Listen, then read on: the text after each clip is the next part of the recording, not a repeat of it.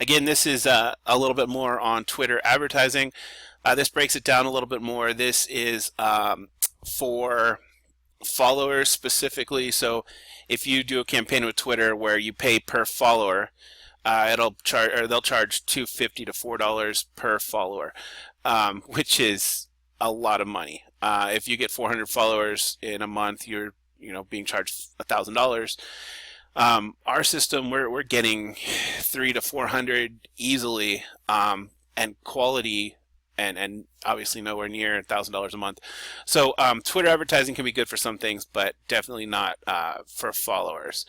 Okay, let's move on here. How to behave on Twitter.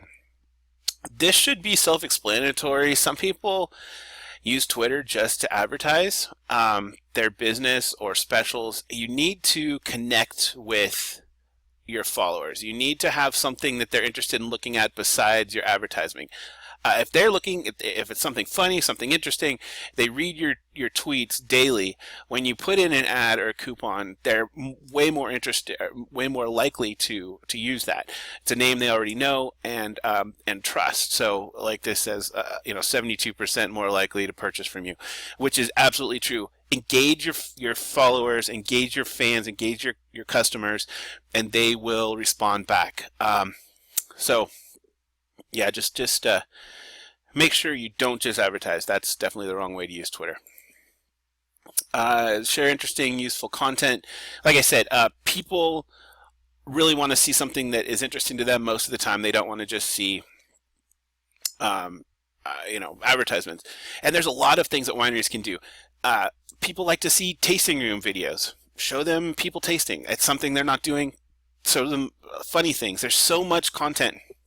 And actually, with our system, we're using a lot of content. We've got so much content that it's great though, because the wine industry is worldwide. There's lots of interesting, funny, smart people tweeting, posting, retweeting about things in the wine industry.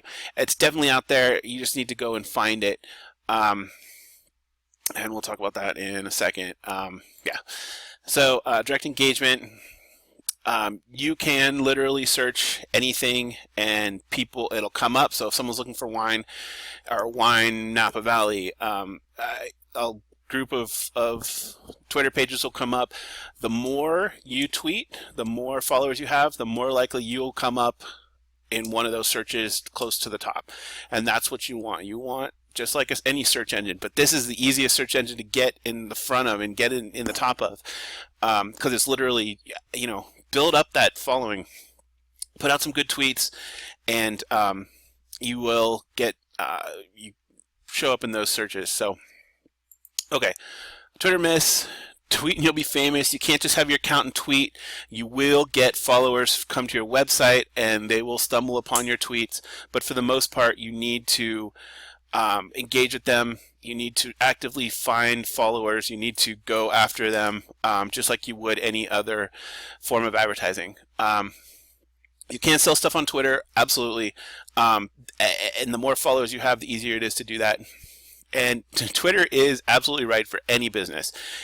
You could have a business that isn't looking for new customers, and Twitter is still the right way to keep people engaged and keep you on their mind.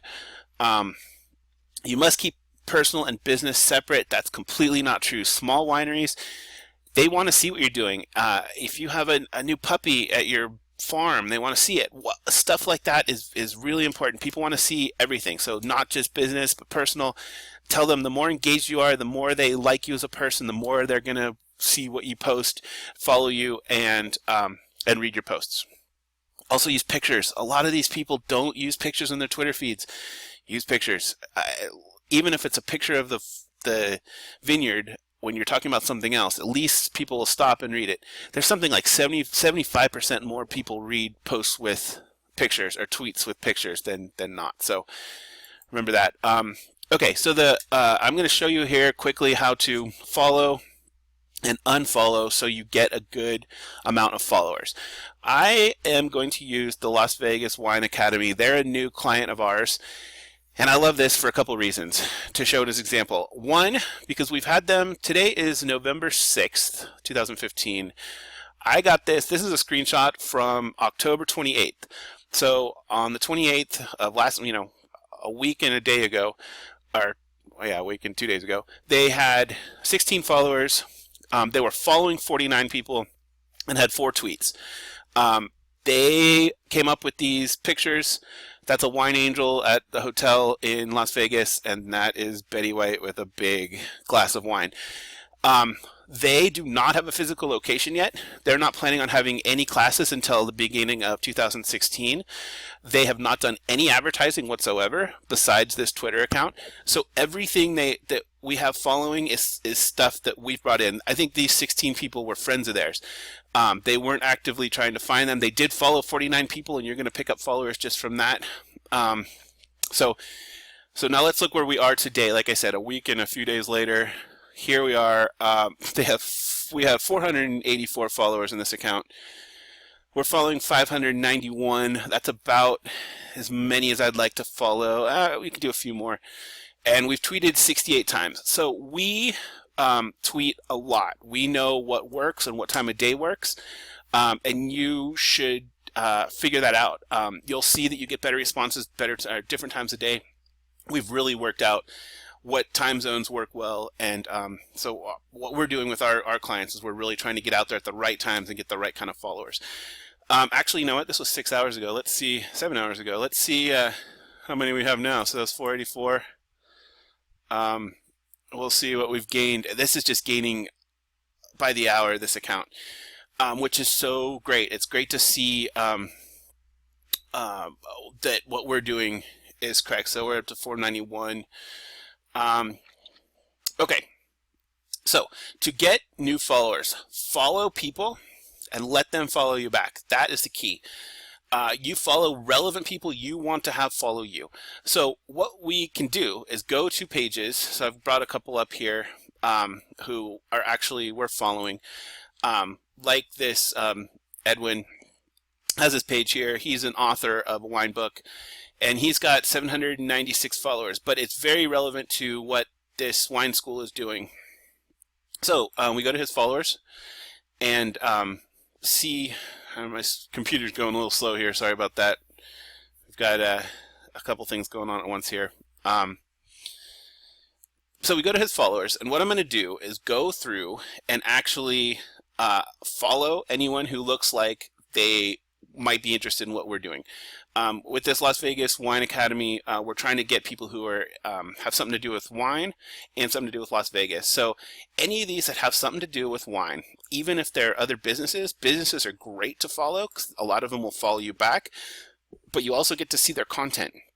So if you don't want just a bunch of businesses, that's okay. You will get them to follow you. It'll build a following. They are people too who come to the wine region.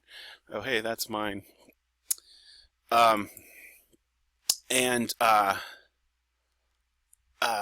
businesses are great, and you can use their content, retweet things. The more you retweet of other businesses, the more you're going to get them to be interested in what you're doing, and it works back and forth. So I would actually take more time doing this. So wine lover, things that are obviously wine, like I said, businesses, and doing it quickly here. I'll hit a few that aren't in English. These are all things you can unfollow later. So what you're trying to do is follow people who have a relevant, and obviously someone who's following this gentleman are wine people. They like wine, so we follow them. And I try to follow about 100 new people a day per account. And then about a week later, you want to go and unfollow anyone who's not following you. So we go up here to, oops, sorry. All right. So we go up to here and see our followers.